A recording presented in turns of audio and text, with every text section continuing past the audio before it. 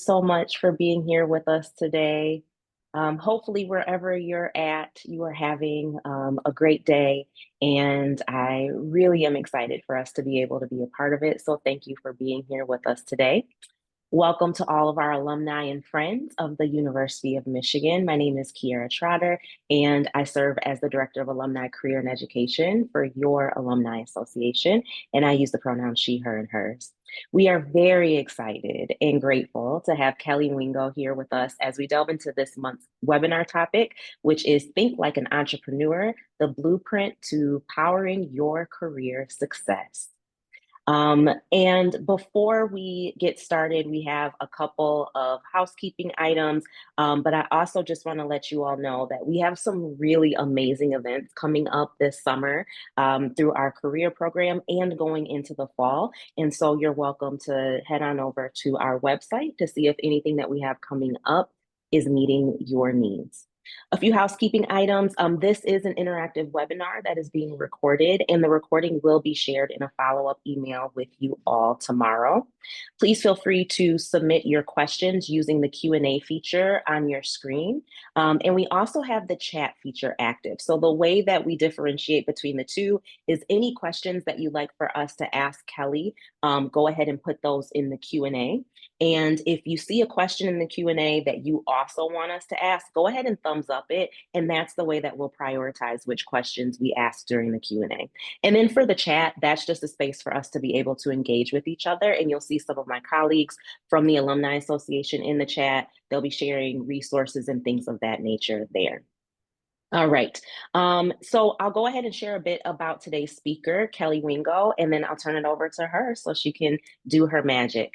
Kelly Wingo is an entrepreneurial cultural, it's a tongue twister, is an entrepreneurial culture evangelist. There we go. Leadership development strategist, fire starter, and lover of laughter. She is the founder and chief vision and strategy officer of KMW Catalyst, a boutique leadership development consultancy. KMW Catalyst helps businesses and the humans that run them create innovative environments where employees thrive. Her writing can be seen in Forbes, CEO World, Thrive Global, Addicted to Success, Medium, The Good Men Project, and LinkedIn. Prior to entering entrepreneurial ventures full time, she spent a 25-year career in the financial services industry at Merrill Lynch, BlackRock, and Oppenheimer and Company Incorporated. Fun fact, Kelly is also a voice actor whose superpower is connecting voice to vision. Although currently residing on the East Coast, Kelly was born and raised in Ann Arbor and is a proud U of M residential college alum. She serves her alma mater as a partner career coach with our Alumni Association of the University of Michigan. And then just one additional tidbit, Kelly is one of the best people to partner with and work with. She's incredibly passionate about the university and the Alumni Association, and we couldn't do the work that we do without her. So with no further ado, I'll go ahead and turn things over to you, Kelly. Well, thank you so much, Kiera and AAUM. It is always an honor and a privilege to come before all of my fellow Wolverines. Go Blue. I guess I should have started with that. I think this is my fourth time presenting with AAUM, 3 times globally, which is kind of where we are, and then 1 time with the New York City Alumni Club. And also, I have to give a special shout out to Northern New Jersey Alumni Club. I had a chance to spend some time with them on Saturday for our Community Service Day. So yes, I bleed maize and blue. I like to call myself a cool as the other side of the pillow Midwesterner with a little bit of East Coast edge. I've been on the East Coast in Northern New Jersey for about 27 years, but roughly the first half of my life I did spend in Ann Arbor, and I learned the fight song Hail to the Victors when I was 3 years old in nursery school because my teacher went to Michigan. So yes, I bleed maize and blue, and I'm always excited to come before you. It is always fun because we are a fun group, so I want this to be interactive. I have some questions for you, and hopefully you enjoy and take away some of the things that we're talking about in terms of thinking like an entrepreneur. So let's just jump right into it because we have a packed agenda today. These are the things that we're going to be talking about, setting the stage. We're going to talk about a little bit of an ideal and imagining versus what it really is in the global workplace today. I know most of you probably heard of entrepreneurs, but don't exactly know what entrepreneurs are.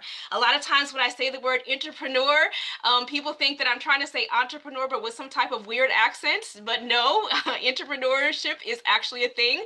We're going to talk about the benefits as well as the challenges of entrepreneurship because everything's not always going to be daisies and roses. We got difficult personalities. We got to get by, and we got to get trust. We got to get all that stuff. So how can we be successful in that? And then some tactical tips on mastering the mindset and the skill set. I think in this day and age, a webinar wouldn't be complete if we talked about AI a little bit. I know some people are fatigued about talking about AI, but we're going to talk about it a little bit and how it plays into an entrepreneurial mindset. And then I'm looking to save some space at the end for Q&A. So that just gives you a little taste of what we're going to be talking about.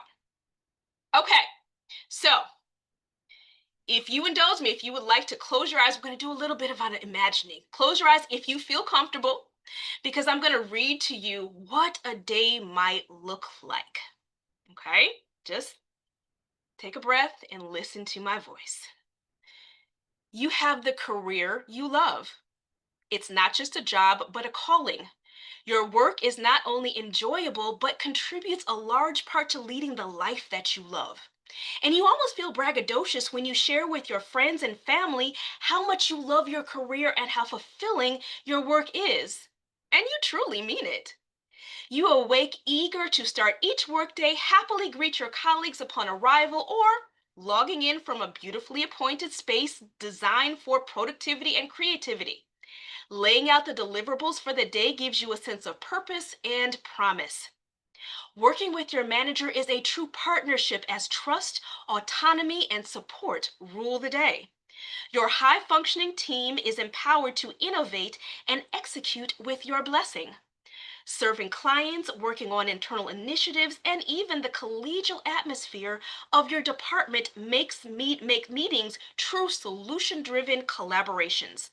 Before you know it, the end of the day is in sight with a sense of accomplishment. As the saying goes, time flies when you're having fun. So if you had your eyes closed, you can open them now. That sounds good, right? That sounds like a really good day. But let's talk about the reality. Unfortunately, we got to come down from the clouds a little bit. When we talk about global engagement, especially in 2024, it fell from 23 to 21%. But the good news is it was only the second decline in 12 years. So we can clap it up for that because it only declined twice, right? And now it's down for 21 to 21%. And manager engagement, interestingly enough, fell more, dropping 3 percentage points from 30 to 27%. The economic impact to low engagement is great, about $8.9 trillion, or about 9% of GDP. And then employee well-being, we look at 20% of employees reported daily loneliness, 41% experience high stress, and especially among our younger workers, Generation Z and millennials, well-being dropped from 35 to 31%. But another way of saying is that like more than 70% are in trouble, disengaged, don't feel it at work. That ideal seems further and further and further away from the reality. Now, let's talk about the environments that we work in that sometimes lead to disengagement, active disengagement, or even passive disengagement. I don't know how many of you have heard of the term VUCA. VUCA stands for volatile, uncertain, complex, and ambiguous, which probably sounds familiar because basically this is the world that we live in. It's volatile, it's uncertain, volatile, it's unpredictable, sometimes turbulent, unstable, uncertain. There's a lot of surprises, unknowns, and sometimes can lead to analysis paralysis. Ambiguous, we don't have a lot of information, we don't have a lot of clarity, there's lots of unknowns. Complex, multi-layered, nothing is as simple as it seems. There's always things that are interwoven, always things that we need to be aware of before we move, which can lead to overwhelm and even more analysis paralysis, when what we're really searching for is vision and action, understanding perspectives, clarity in communication, agility, and innovation. But this is the world and the work environment that we are currently in. We are living in a VUCA space. But I'm curious, when you look at this list of companies, some are kind of grouped to the right and some to the left, what do you think these companies have in common? Put it in the chat.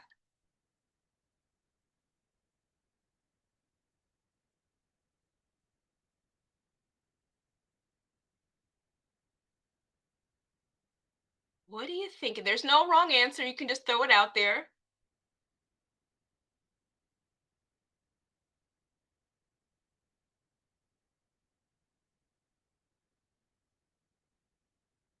They're big. Yeah, that's true. They're very large in many places. Yep. Yep. Old school on the left. Yeah. Brand awareness. They're doing well. Yeah. Yeah, I would say that. Started off small. Uh-huh. Yep. Yep.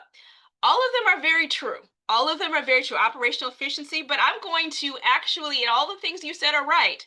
But I think you'll be interested to know that all of these companies were founded in a VUCA space, in a VUCA time of our country. The companies on the left were founded by in during the Great Depression. And we still know about HP, we know about Fisher Price, Walt Disney, Revlon, Texas Instruments, Publix, ConAgra. The companies on the right were founded during the Great Recession. Groupon, we probably stayed in an Airbnb. Maybe we've used Venmo, Slack, Uber, Square, WhatsApp. These are very well-known companies and very strong companies. But the thing that keeps them in common, all of them collectively, but specifically in different history of the time, is that they were founded during VUCA, when the economy wasn't that great.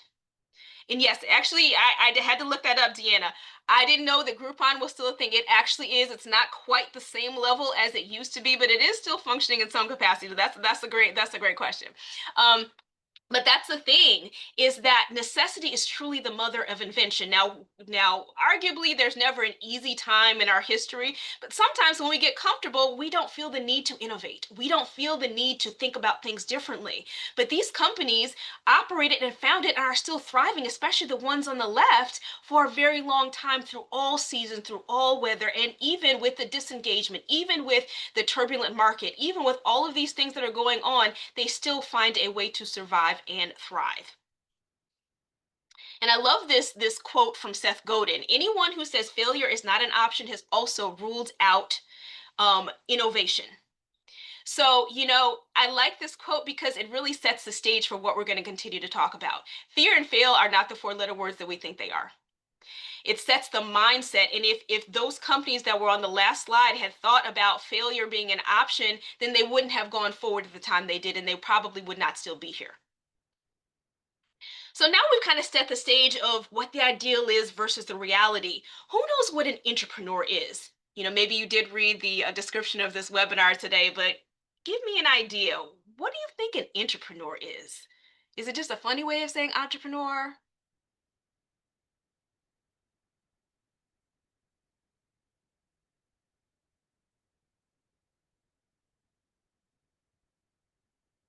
What do you think? Someone multi-talented, innovation with computer. Sparking. Yep. Yep. Something more internal. Intra. Yep. Somebody knows that. I think they're Latin roots. Intra. Yes. In between. Yes. All of these things are correct. So is an entrepreneur is a self-motivated employee who operates with an innovative ownership mindset or an entrepreneurial spirit to create high value impact to the organization. Entrepreneurs operate at any level of an organization, whether you just graduated from college and this is your first job to a CEO. It's for anybody at any level.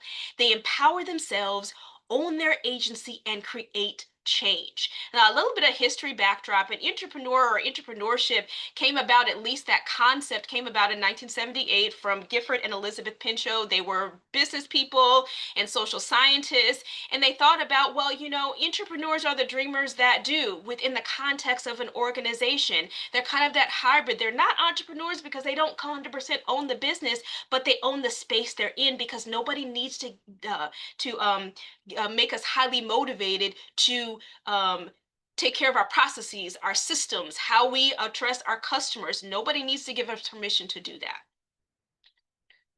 So, another question you see on the screen: thermometer versus thermostat. What is the difference between a thermometer and a thermostat? Put your answers in the chat. I'm curious. And I know we know this. I'm just, it seems like it's a left field question, but bear with me. We're getting somewhere.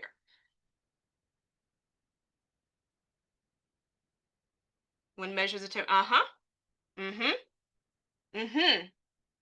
Mm-hmm. One you can control. One changes the temperature, active versus reactive, detector versus controller. Yes, yes, yes. Y'all must have gone to Michigan because you guys are smart. Look at here. So, yes, a thermometer, they report the temperature. A thermostat changes the temperature. So, when you think about the main difference between more of a traditional employee versus an entrepreneur, a traditional employee generally operates at the effect of something, the status quo, where an entrepreneur changes the atmosphere, changes the temperature. They ask the questions, but what if? I know we've always done it this way, but what if we pivoted a little bit? How might we change the outcome? Why is this important?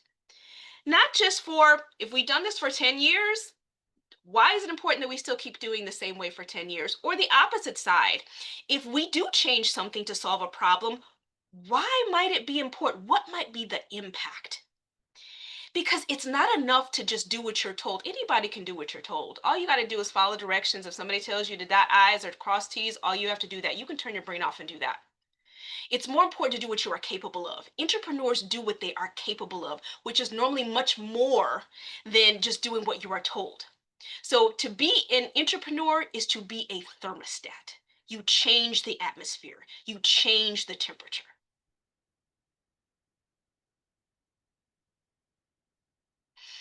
So, a little bit of a deeper dive on how entrepreneurs sit in between traditional employees and entrepreneurs.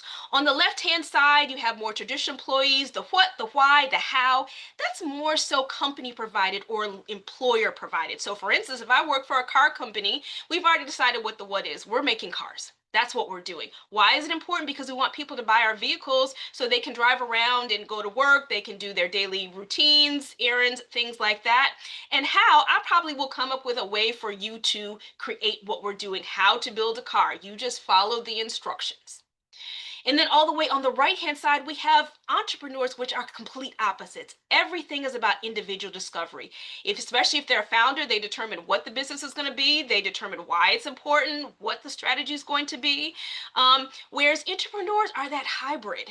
Now, the why and the what might be a combination of the company as well as the individual, the entrepreneur. So, yes, we're making cars, so that is the what. However, one of the projects to create certain parts of the car, I as an entrepreneur can decide what that what is going to be and why it's important. I have some autonomy and agency on that. I take autonomy and agency on that. But the how, well, that's on me because that is the beauty of the journey. How can I get to this?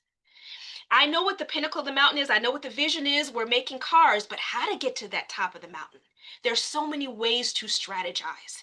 And so even when we're talking about risk, to be a traditional employee arguably has lower risk because you're kind of just following a system.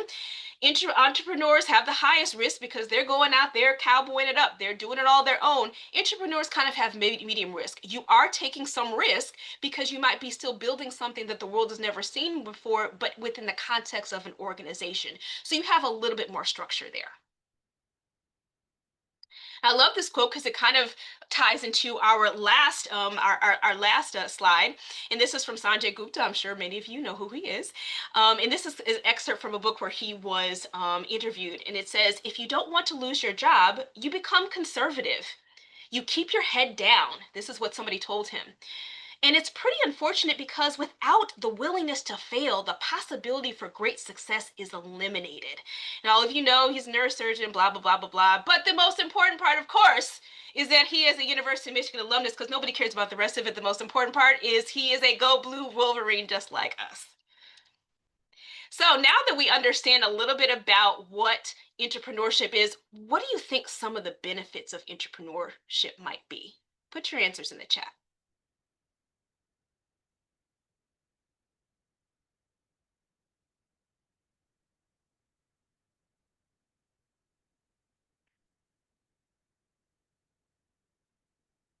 Empowering. You have ownership of your career. Innovation starts conversations for ideas. hmm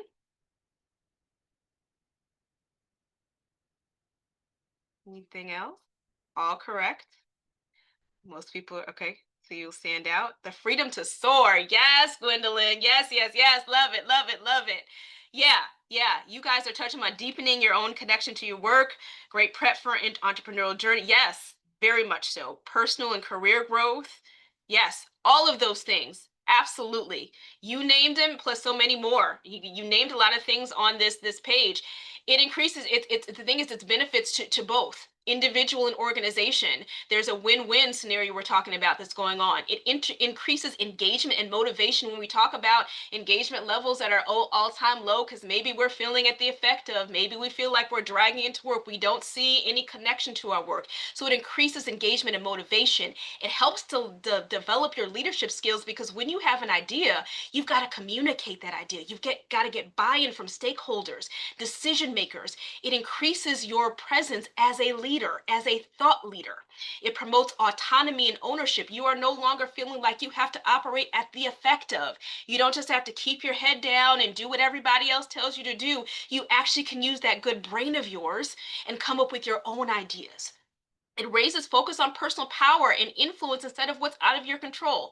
Yes, we know there's some things in the workplace in this world that are going to be 100% out of your control and influence. We are not putting energy to that. Entrepreneurs do not put energy to that. You focus on what is within your direct power and what is within your influence, which largely deals with other people. Fosters collaboration, cross-functional integration, creates purpose and meaning at work because people work for different reasons. Some people work for the paycheck, some people work for the impact they can make on this world. But when you think about the majority of our working years are normally spent at work, that is a very large chunk of your life that is in spaces and places that are sucking your life's blood that have no purpose and meaning to you. However, when you adopt that entrepreneurial mindset, that changes the game. And then you're better positioned for career advancement. It goes back to leadership skills. What can you take away from innovating, from thinking differently, that can also help you to advance to the next level in success, however you define that? But let's not forget the organization. When we talk about benefits of entrepreneurial culture to a organization, it supports employee retention and talent recruitment. So little known fact, or maybe it is a well-known fact, is that to replace an employee, it takes anywhere between 30 to 216% of salary to do so. So when somebody leaves, that means you probably got a number of people who have to go back through the recruiting process from HR to the hiring managers to the team members. You got to go back through the interview process, looking through hundreds of resumes, maybe thousands of resumes. And then once they get on board, you have to train and they're not at full productivity yet. So they've got to ramp up. That is costly to an employer. It's cheaper to keep her. It's cheaper to keep her. So if you can find a way to engage your employees, you have a much better retention rate. They are stickier, they have more loyalty. It drives innovation and product development, as many as you say, enhances organizational agility and growth, increases revenue, which tends to be a little bit important for for-profit businesses. But even if you're talking about a nonprofit, how do you get donor dollars in the door so you can make an even greater impact on the world that we live in? And then it's cost effective, productivity, reduction of inefficiencies, because if you're not engaged, you're dragging your feet. And so when we think about the entrepreneurial continuum, happier, more engaged employees, studies show, create better customer and client satisfaction, because if you hate your job, your customers and clients probably know you hate your job too, because it definitely comes through. It creates a culture of innovation, which also leads to revenue. There's a lot of benefits coming with having an entrepreneurial organization as well as mindset. So all of this, you're probably thinking, Kelly, this sounds fantastic. I don't know why we're not all doing this. But everything is not perfection. So tell me, what do you think stops us from adopting an entrepreneurial mindset at work? Bureaucracy. Yeah. Yep. Time. Mm-hmm. Fear. Nailed it. Workplace culture doesn't embrace it. Yeah. Mm-hmm. Poor workplace cultures. Yeah. All the things you said, absolutely correct.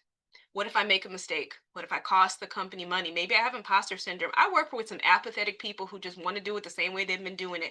What if I get resistance? It's hard for me to communicate with my thoughts. I'm not really a big ideas type of person. It is too hard. All of these things. And all the things are valid. Feelings are meant to be felt. So these feelings and thoughts are valid because that is our experience many times. That's what we're seeing. But they're all rooted in fear. That's really the root of all of these things. There's fear of our ideas being rejected. We're fear of fighting with our colleagues who may have more difficult personalities. What if we make a mistake? What if we're not up to the task? What if I don't have good ideas? All of these things are rooted in fear. But here is the thing. In order to be fearless, you can't even write the word fearless without putting fear first. It is impossible to be fearless. And part of entrepreneurship is a certain amount of fearlessness. You can't even write the word without putting fear first. You do not get a gold star or a kiss on the forehead by doing something that is easy for you. If you really want to impact change, you have to be willing to get into your stretch zone. You have to be willing to take calculated risk. Or if you are risk averse, I'm risk averse, I take faith. I have faith that my idea is a good one. I see a problem. I provide a solution. I think this could really work. So I'm going to have faith that I'm going to be able to get the buy-in from those I need to support this venture, even within the context of my organization to bring it into fruition. So let's talk about the mindset and the skill set needed to kind of break some of these realities and myths and truly adopt an entrepreneurial mindset, because entrepreneurship really is 80% mindset, it's 20% skill set. Everybody on this call is very intelligent. You can figure out the skills that you need. It's just knowing you have the mindset to figure it out. And entrepreneurship is not about having all the solutions up front, and we'll talk about that in a minute. It's really about the willingness to explore what is possible. And the great thing is, this is the great equalizer. I don't care if you just graduated from college, high students, we've got some students or recent graduates. If you just graduated from college, or maybe you are tenured, but you're starting at a new company or a new team, it is the great equalizer because everybody is capable of bringing ideas to the table. Everyone. Put yourself in the shoes of your client or your potential customer. What do you think they need that maybe our product or our service does not provide? Anybody can do that. Assess your superpowers, your gifts, your talents, your strengths, who you are, your unique value proposition. Because even if I am right across from somebody who has roughly the same experience, maybe they've been in the same industry, maybe they're the same age, maybe we working together in the same department, it still means we are not the same. We have two different perspectives. What is my unique value proposition that makes me one in 7.7 billion people on this earth? Train your mind to see opportunity everywhere, even in VUCA, going back to that list of companies that were founded in the Great Depression, the Great Recession. Even when things seem uncertain, see opportunity everywhere. My past life is, as you probably heard from Kira's introduction, I was in financial services for many years, for 25 years, the majority of my career. And let me tell you, even in economic downturns and when the market was going down, there's always somebody making money. Always somebody making money. Train your mind to see opportunity everywhere, no matter what the situation or environment is. Don't rush to a solution. And this might seem counterintuitive because maybe as an entrepreneur, you think you got to rush. I got all the solutions, I got all the answers. No, because when we rush to a solution and we are too quick to execute, we can be putting a band aid on a heart attack. The beauty of entrepreneurship is the exploratory journey. How might we? What if? What might be the impact if we? Why is this important? Why is this a now problem as opposed to a 2027 problem? Eventually, you will get to the solution, but it's not about rushing to the solution. Plus, if you already have the solution, well, just put it in, you'd already be doing it. Implement it. It's about the journey of figuring out how are we going to climb the mountain. Be strategic because we are playing chess, not checkers. Think about the different ways, the different kaleidoscopic ways that you may be able to address a problem or fulfill a need. As we talked about before, fear and fail are actually your four-letter friends. They are not curse words. They are actually motivating words. Trade in excellence for perfection. Now, I'm a very proud Samsung phone holder and I make no apologies for it. I have Apple gets my money. Listen, I'm on an Apple machine now. I got a laptop. I got all those types of things. But I have Samsung phones, but I know a lot of you have iPhones. So I'll give you an example of perfection over excellence instead of perfection. So Steve Jobs probably had an idea of what iPhone 50 was going to look like. However, you've got to start with a prototype. Then you get to 2.0, then you get to 3.0 and 4.0. It's about operating in excellence, not perfection. Perfection is an illusion. Perfection does not exist. As a matter of fact, psychology today says perfection is actually, it can be a type of psychosis. And so when you're saying, I'm a little bit of a perfectionist, kind of you're saying I'm a little bit psychotic, which nobody really says. So it's about operating in excellence, not perfection. And are you playing to win? Or are you playing not to lose? That's two different things. A more traditional employee is playing not to lose. You keep your head down, you do what you're supposed to do, don't make waves, don't come up with any big ideas, but that's not going to always get you to the winning circle. Entrepreneurs want to win. Lean into insanity. Any entrepreneur will tell you that starting a business, you got to be a little bit insane because when you look at all the statistics and you look at all these things, you have to be daggone near insane in terms of how and why you even start a business. Entrepreneurs need to. You lean into the insanity as well. You got to be a little crazy to come up with ideas that nobody has ever heard of. And so I love this comment, this quote as well. Almost everyone who has had an idea that's somewhat revolutionary or wildly successful was first told they're insane from Larry Page, and he had founded this little silly company you probably never heard of called Google Alphabet Incorporated. But nobody cares about that because you know what the most important thing is? Say it with me. He is a University of Michigan alumnus, and that is all that matters. All right, so let's talk about some skill sets. I'm going to take a few minutes on this because this is really, really important because I know a lot of you are bringing up the fact that sometimes you get resistance. Sometimes my company or my team doesn't support entrepreneurial culture. Sometimes it's difficult that I got apathetic people on my team who don't want to try things differently. So, not sure about how many of you have heard of the concept or the term PQ or political intelligence. If you haven't, think about it like a three-legged stool. The first leg of the stool is IQ. That is your intelligence quotient. That's the natural born intelligence you have. The second leg of the stool is EQ, or your emotional intelligence, how you relate to other people, relational characteristics. And then the third leg of the stool, which is PQ, which we don't talk about as much, but is just as important as the other two, is political intelligence. You need all three things, or else you have a stool with two legs, you're going to fall right over. So, political intelligence, when you boil it down, it's really an exercise in human psychology. It's a pathway to a yes, especially when you have difficult personalities, or even when you don't, when you feel you have some resistance or culture change that you're trying to affect. Political intelligence comes into play because it's really about understanding the motivation of other people, what motivates or even what demotivates people. Now, I'm being clear, we're not talking about manipulation, but we all have motivations. That is not a bad thing. It's not always about world domination, although I'm sure there are some people who have world domination as their motivation. But even if you look at the most altruistic person, they're motivated by the feeling that they get because it makes them feel good. That's why they do community service, because what they're getting from it and what they're motivated by is the feeling that they get. And so when you think about two questions that really underscore what political intelligence is, the first question you can see, and I'm just going to call this person Bob. What is important to Bob that is not important to me that I should place more emphasis on because it's important to Bob? And the second question is just the opposite. What is not important to Bob that's important to me that maybe I shouldn't place so much emphasis on because it's not important to Bob?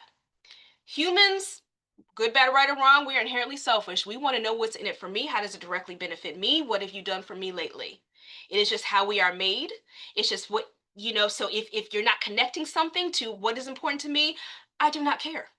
I may not tell you that directly because that might not be nice or emotionally intelligent, but I may not care because that sounds like a you problem. And so when you think about political intelligence, you got to think about, well, what do I want? Who do I need buy in from? What do they want? What is the string that connects them? What motivates them? And we talk about motivation, it's the things that we say out of our mouth. So for instance, if I'm Bob, the CFO of my company, of the company, right? So I'm telling you that revenue is important. I am banging the gong on revenue, revenue, revenue. That is what is most important to me. That is what's most important to the company. Yes, that's what I'm saying verbally, but you also have to listen below the words. Maybe as a direct report of mine, that you're also saying, well, Bob, I think he wants to feel like he's the smartest person in the room. He wants the accolades, he wants the shine, he wants his team to look like it is the best in the company. And maybe he wants to trade in that F for an E. He wants to, he's CFO now, but he might want to be CEO. So if I work in the office of the CFO and I want to institute a system that takes some of the manual labor on me, which is my pain point, is my problem, and automate it, all Bob's going to hear is, well, that's an expenditure. However, if I know that Bob is motivated by revenue and he's motivated by career advancement, I can say, well, Bob, by instituting this system that makes things more automated, we can bill and invoice our clients at a quicker rate, so the velocity of the revenue that comes in will be better.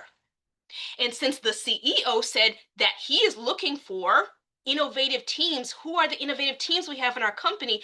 That makes Bob's team looks like they're doing some innovative things that also gain more revenue for the company. So that's an idea of how you can use political intelligence to get buy-in. Because in order to be an effective entrepreneur, you need trust. You need buy-in and alignment. And sometimes from people who are very much different in terms of their perspectives from you. Even if you have a twin brother, you're never going to be 100% aligned. But where do the fingertips match? That is what political intelligence is. Then we want to talk about radical prioritization in a world where everything seems like it's number one priority. If everything is number one priority, nothing is. Nothing is. You have to learn to say, what is a glass ball? What is a rubber ball? Glass balls shatter and when they drop. Rubber balls bounce. Those are not the main priority. You want to focus on your glass balls. Another way to say it is, what is a super problem that the company has? What is expensive, pervasive, persistent? Why is it urgent? Why do we need to solve this problem now, as opposed to, well, that's cute, let's circle back in 2027, versus a nice but thankless job? And so we think about third super problems, as you can see there. The solution will increase revenue and customer satisfaction by 20% to align with company goals, because you always have to align with company goals. If I work for a car company again, and I say, well, we should create this really good drug to help people, exercise better. What's that got to do with building cars? Unless I can make the case that somehow creating this drug is going to somehow help build cars, they do not care, because that's not aligned with company goals. Another nice but thankless job is like, well, I was in the building and I noticed that all of the windows are dirty. So I took the initiative on my lunch hour to clean all the windows around the building. Okay, that's nice, but you're not going to go get a gold star. You're not going to get a far exceeds. It's nice to do, because nobody asked for that. Nobody's looking for that. That is not aligned with company goals. So having that radical prioritization is another skill set that entrepreneurs need to have. Where are you creating the biggest impact versus nice but thankless jobs? Super problems are connected to super solutions. Ask questions. Have an opinion.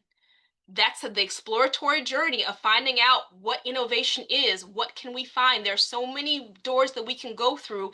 Ask questions and have an opinion.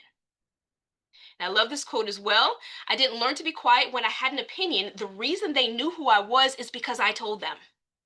Sometimes you got to tell people who you are and tell people what you can do.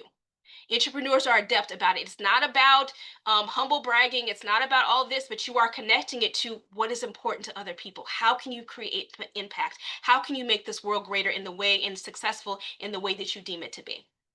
And this is from Ursula Burns, who is the former CEO of Xerox. So, as I said before, wouldn't be complete if we didn't talk a little bit about AI. Especially AI has been a hot topic for the last year or two, especially. How do you think entrepreneurship entrepreneurs should view AI and other technological advances? Is that a threat? Is it an opportunity? indifferent? What are your thoughts? Opportunity. Okay. A tool, opportunity. Opportunity, excitement, opportunity to, okay. Embrace change. You guys are thinking like entrepreneurs. I think my job is done here. I think my job is done here. Yeah. So entrepreneur IAI is really a playground for entrepreneurs to move at the speed of change. Okay. Especially in this day and age where do more with less. All you got to do is just do more with less people to help you, with less money to resources, with less ways to support, with less buying. All you got to do is do more with less. An entrepreneur says, bet. Okay. You want me to do more with less? Let me show you how it's done. Let me use technology. Help me use AI to create human powered technological advances. Organizations need entrepreneurs, innovative entrepreneurs, to create those solutions. It is important. It's not about replacing humans, it's about replacing some of the things that they do that makes people more efficient. An entrepreneur can see a throughway. They can say, all right, if we do this, just like I was giving the other example, instead of doing manual processes and data collection, if we can come up with some type of AI generated program to do all of that, we can increase revenue. And so we can deploy humans in better ways that better use their brain. And maybe they won't be as disengaged. Using that VUCA playbook, because for a lot of people, it is a threat. AI is a VUCA space. How can you create clarity, not necessarily all will the solutions, but how can you create clarity in that space to create new worlds? And entrepreneurs with their mindset, they are the most primed and poised to really thrive in a VUCA space, because when it comes to flight, flight, fright, flight, fight, flight, or freeze, we're kind of figuring out as entrepreneurs, we're like, none of the above. We are going to adapt. We are going to move at the speed of change. So when we really talk about an entrepreneur's sightline, it is about connecting a challenge. What is the challenge? Every challenge has an opportunity that's connected to it. And every opportunity has innovation connected to it. Entrepreneurs do not see challenges as roadblocks. Using the mountain again as an example, the pinnacle of the mountain, that's going to be there. That's the vision. That's what we're trying to get to. But there's so many ways to get to the top. You can zigzag up, you can tunnel under, you can go around the back and go up that way. You can get to base camp 1, camp 2, step 3.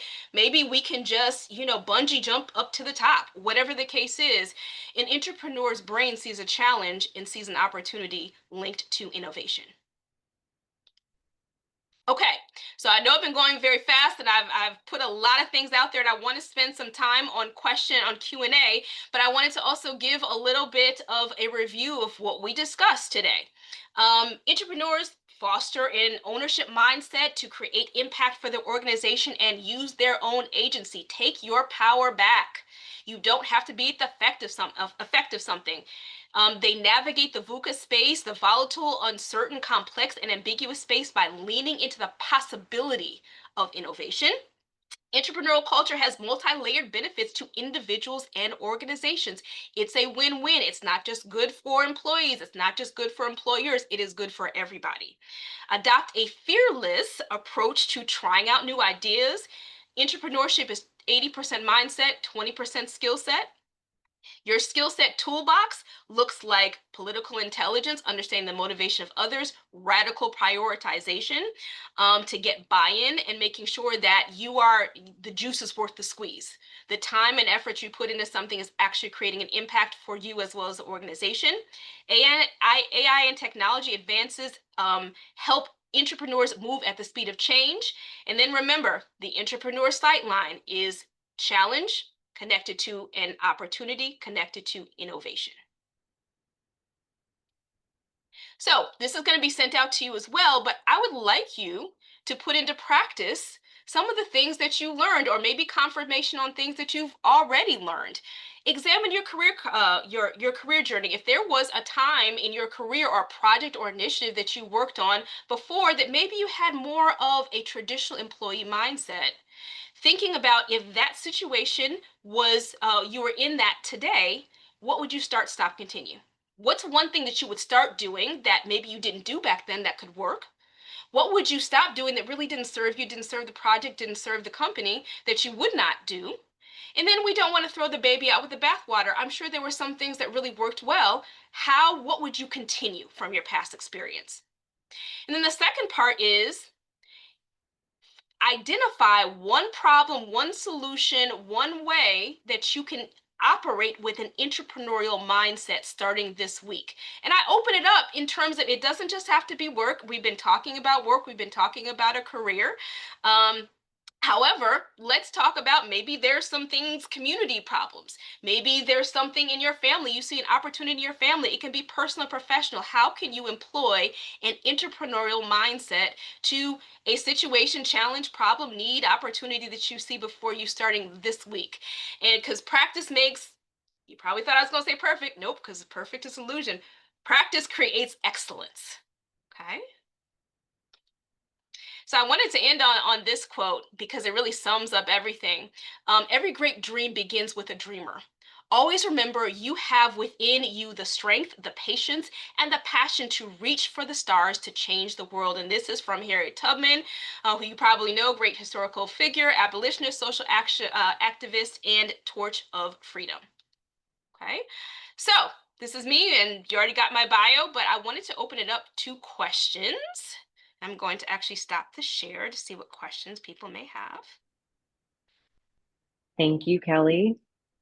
All right, we can go ahead and show Kelly a little bit of love. Thank you so much for covering this topic with us, a really, really important one. And like you said, a lot of concepts here that we don't necessarily talk about all that often. Okay, so we have a couple of questions that have come in live, but then also some from registration.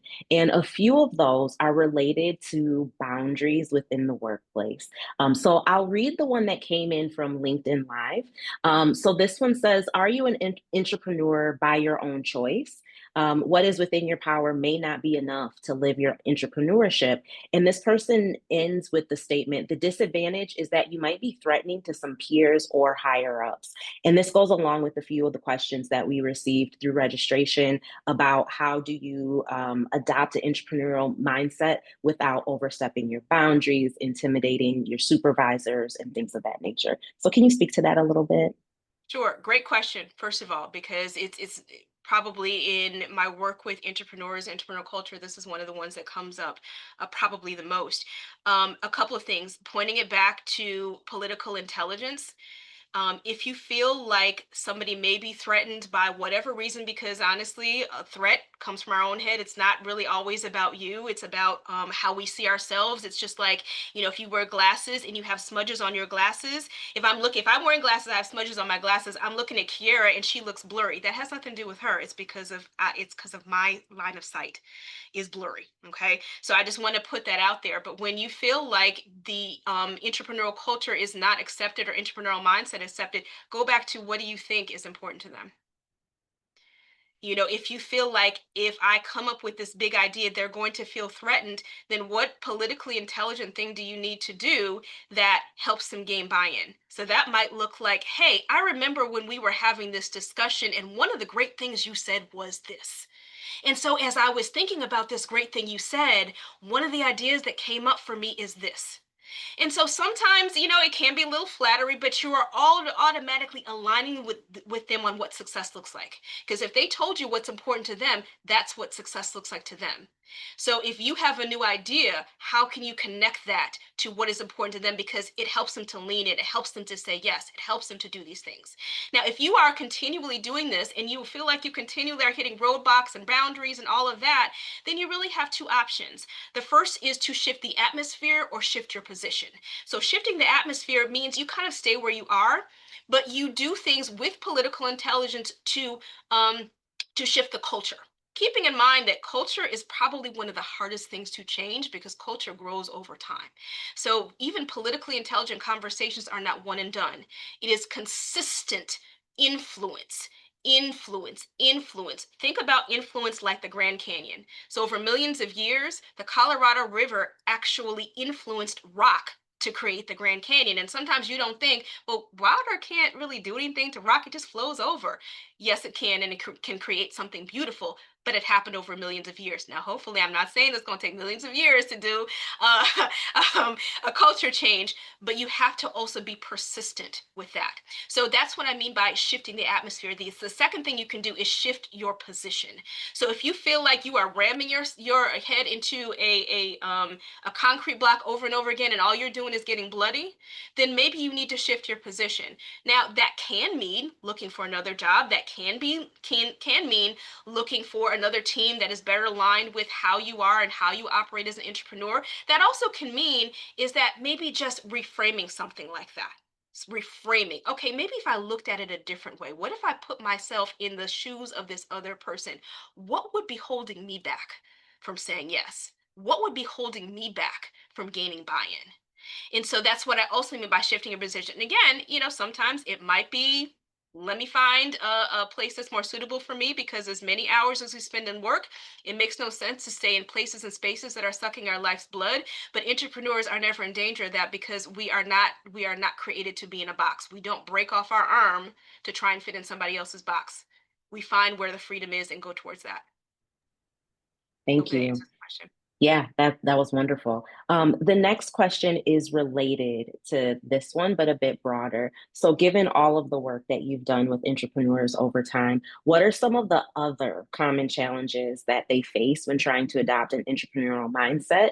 And what is your advice for overcoming those challenges? Sometimes the call is coming from within the house, meaning sometimes we doubt our own capabilities. Um, we don't think, well, this is a silly idea. This is too small of an idea. Um, and it kind of leans into the last question. It's like, well, if I don't have a lot of conviction and I'm new, or I don't know, or I don't have enough experience, that I will sit on my ideas. I will sit on my innovation because I think it's stupid, or I don't think anybody else thinks it. So, um, a lot of it is mindset work to know that we bring value, that there is a reason why we are hired. And a lot of it, when it comes to success, it's really 50% metrics and results, because you are hired for a reason. We know that you're hired to produce results. The other 50% are the relationships you build, whether that be through political intelligence, nurturing relationships, because good, bad, right, or wrong, we don't live in a meritocracy. So just have keeping your head down and just doing the work, that may get you some results. That's what you're hired for, but you could also pigeon yourself into just a good pair of hands. Now, there's nothing wrong with being a good pair of hands. If you are happy where you are, go off. You are entitled to define success any way you want. But if you are looking for career advancement, if you are looking for that, that you really have to, as much time as you spend on results, you also have to do it on relationships.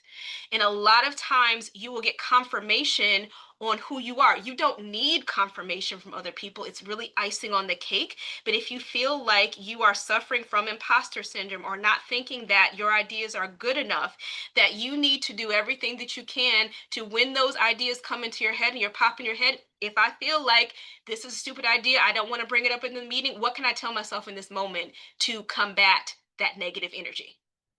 It's not about saying I never want to feel like I'm ever doubtful, because we're humans. We're going to doubt ourselves sometimes. And that is also a version of perfection, to say, I never want to feel this way. It's most important to say, well, if I feel imposter syndrome, if I feel held back, that I can't voice my value and have a seat at the table, what am I going to tell myself to say, I am valuable? I have experience. I have good thoughts. I have good ideas, and I can figure out how to implement them. Hopefully that helps. Great. That's great. Thank you. All right. So, next question. Again, looking at the experience that you've had working with entrepreneurs, I'm sorry. Can you provide a couple of examples of some effective ideas or strategies that you've seen people move from an idea to something that is demonstrating their entrepreneurship? And you provided an example or two during the presentation, but what are some other ones to get people's juices flowing as they think about their own entrepreneurship? Great question. And my case study, my AI entrepreneur case study, ended up on the cutting room floor because I was concerned we were gonna have time. But I will share it with you. So there is a company that is charged with cleaning up the oceans. They clean up all the plastic pollutions in the oceans. But what they were finding is that it was a very manual process. And it took a lot, and they weren't able to keep up with the pollution that keeps going into our oceans with this very manual, very laborious process. And so that's the problem. They clearly defined what the problem was. Our oceans are polluted, but the solution we have that we've been doing for a long time is really not making a dent in the pollution we have in our oceans. So through understanding what's important, why it's important, all the things I call it, kind of the W5H, who, what, when, where, why, and how, going through that type of diagnostic, they were able to create an AI generated program that had drones called Sentinels that were able to actually, through technology, clean up a lot more of the plastic that's in our oceans. And as a matter of fact, they got 1,800 tons of more of plastic and pollution out of the ocean in the first quarter. And so that's a great, yeah, exactly, and saved money, all of these things. So that's a great idea or example of problems are not hard to find. Needs are not hard to find. Look around you. There's plenty of problems to be solved. There are plenty of things that you can make better. It's not always having some type of PhD to determine what the problem is. They can just be that simple. It starts with a seed. And then you want to think about, be very clear on the why. What is it? Why are we doing this? What's the impact? What does success look like? If we were to solve this problem, what does success look like? Then you want to break it down into milestones. Yeah, we may not be able to clean up all of the pollution in the ocean. We're not trying to boil the ocean in one sitting, but what is the first step? Who do we need buy-in from? Are there stakeholders, decision makers? Use that political intelligence. What's going to make it easy for them to say yes? If it's a for-profit business, then maybe who are the decision makers who have this purse strings, if you don't have them yourself, to say, yes, let's allocate money to this project. Or if it's donors or what have you, what is going to connect my message to what's important to them? And then you start talking about, well, what resources do we need? People, technology, money, all of those things. And then what are some milestones? What's the first step? And then we're going to reconvene in the next month or two. Let's always reiterate. Let's do a start, stop, keep. Let's debrief until you get to your ultimate goal. And you want, again, look for your super problem. What is urgent? What is expensive? What is pervasive? What is persistent problem? So it doesn't come to be like a nice to have that's cute. Yeah, maybe we'll circle back next year or two. No, what makes it urgent now? Is the company losing money? Are they not getting the revenue they need? Is this an urgent problem that's burning down the world? Create that urgency, under that send that urgency, so you get to a yes quicker. I hope that helps. That's great. Thank you so much. And I know that there was a question that Brooke is responding to right now in the Q&A about if there are classes yet on utilizing AI for business owners.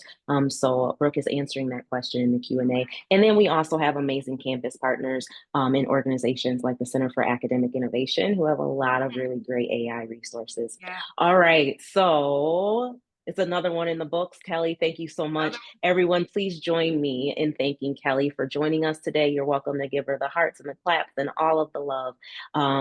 Kelly is such an amazing partner to us, and we partnered with her earlier in this fiscal year back in November, and so it's great to have her back with us today.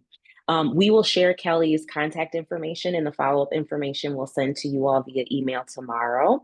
But in the meantime, thank you so much, Kelly, for your expertise and for Pleasure. always giving back to the University of Michigan and more specifically the Alumni Association. My We'll pleasure. remind everyone that a recording of today's session will be sent to you via email tomorrow. A link to our survey will be in the chat as well. We would love to hear your feedback. We read every piece of feedback and we share it with our speakers so that we can continuously improve the work that we are doing.